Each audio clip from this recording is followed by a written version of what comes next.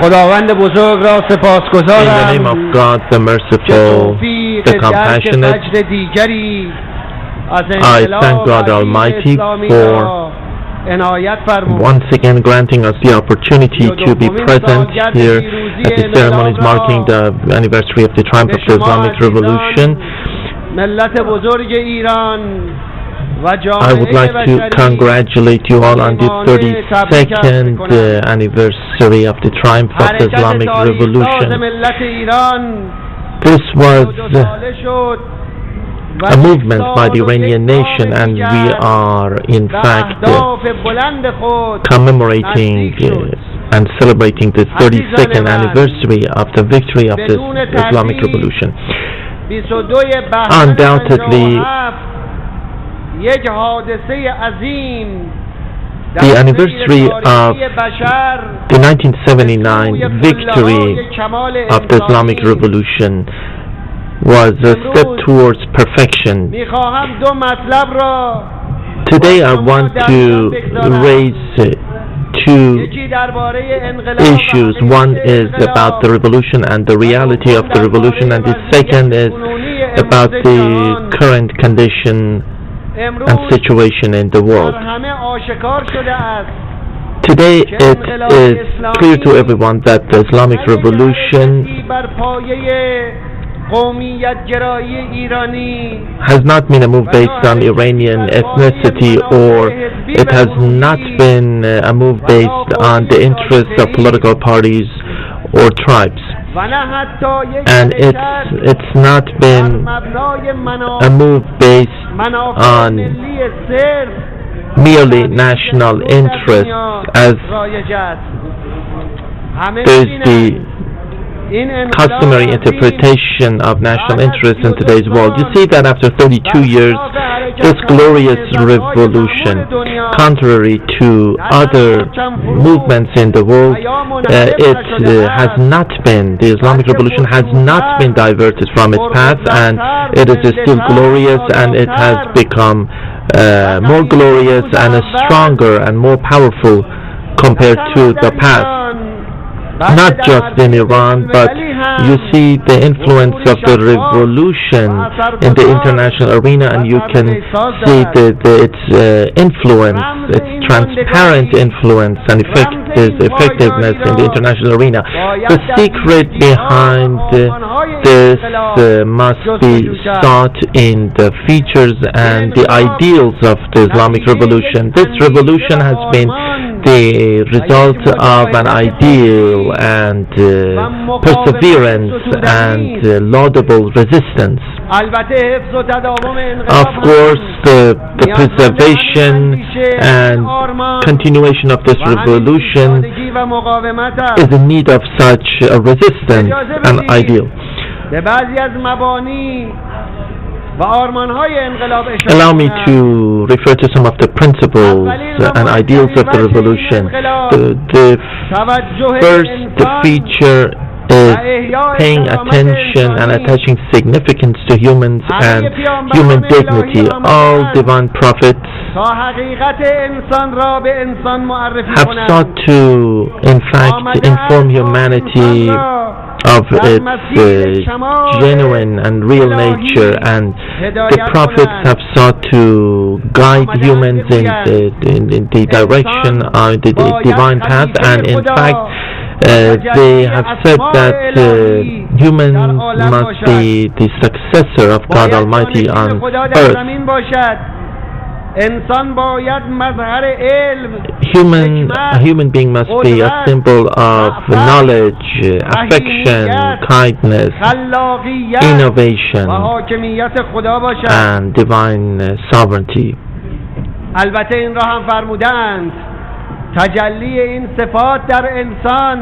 Of course, it has also been said that reaching the point of perfection and enjoying human values can be materialized through monotheism, and if one treads a path other than monotheism, it will be impossible for human beings to reach the point of perfection and dignity. and in this way become a manifestation of divine values. Monotheism means that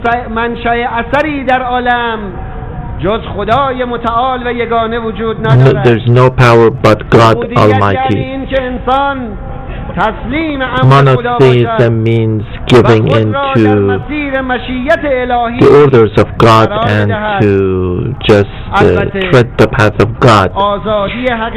Of course, real freedom and human dignity can be materialized through monotheism and serving God. It is quite clear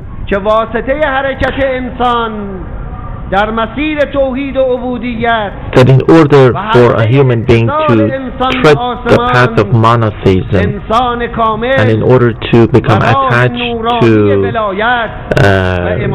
the divine path, one should tread the path of velayat, the governance of the supreme jurist. And all prophets have come in order to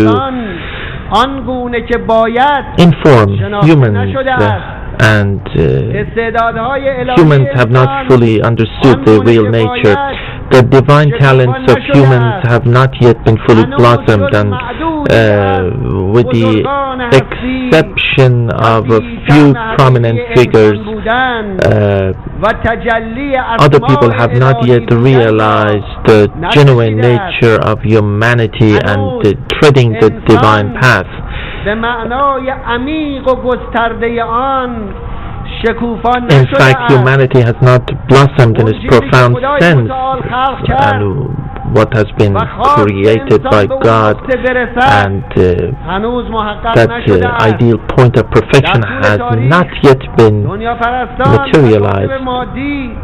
The followers of materialism and the followers of different political currents and schools of thought have tried to maintain the interests of a particular group, and in this way they have trampled upon the genuine nature of humanity. We have the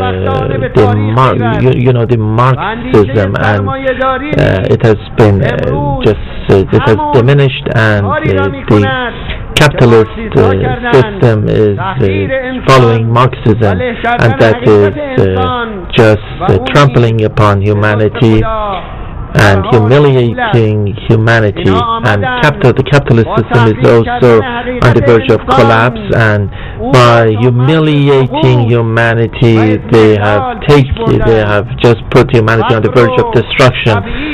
Poverty, discrimination, wars, and plundering and occupation have been imposed on nations by them, but they have been disappointed, and they have been discouraged, and they have sought to dominate human societies, but at the same time we see the emergence of the Islamic Revolution, and the Imam came, and the great nation of Iran in fact joined Imam and managed to contribute to the triumph of the Islamic Revolution, contributing to global awareness and vigilance, and in this way found the way for restoring human dignity by the Iranian nation and the global community. The restoration and revival of human dignity and human nature, real nature, and human mission, and its great divine capacities. And the second feature of this revolution is to follow up the ideal for global governance, which is filled with justice. Without the rule of justice and monotheism, it will not, the blossoming of humanity will not be possible, and it will not be able to restore human dignity and maintain security. All the divine prophets have come in order to, in fact, put humanity and guide humanity towards this great objective, and all prophets have come in order to take humanity towards the point of perfection. They have come in order, the prophets have come in order to promote the ideal and the goal of restoring and administering justice. Justice is the most important topic on the agenda of the divine prophets, because it is a prerequisite for the blossoming of humanity under the auspices of monotheism, and justice is the prerequisite for the blossoming of humanity. As long as there is no justice in this world, the divine talents of human beings will not have the opportunity to blossom and to emerge. Justice paves the way for the blossoming of divine talents of human beings. On the basis of global governance that is filled with justice, monotheism, kindness, and affection, the ideal and the goal of all divine, this has been the goal of all divine prophets. All the prophets have come in order to direct and guide this convoy of humanity towards that point of perfection. This is a promise offered by all prophets, and if this promise is not fulfilled, then the basis of human creation will be put to question, and in fact this will put to question the appointment of all prophets. O dear people of Iran, all oppressed nations and all justice-seeking nations, the Islamic Revolution emerged and in fact was acted against the materialistic ideals and the materialistic objectives, and the Islamic Revolution called for justice, administration of justice. Today it has become clear that the administration of justice in the world will not be possible without the governance of humanity. And in fact, the Islamic Revolution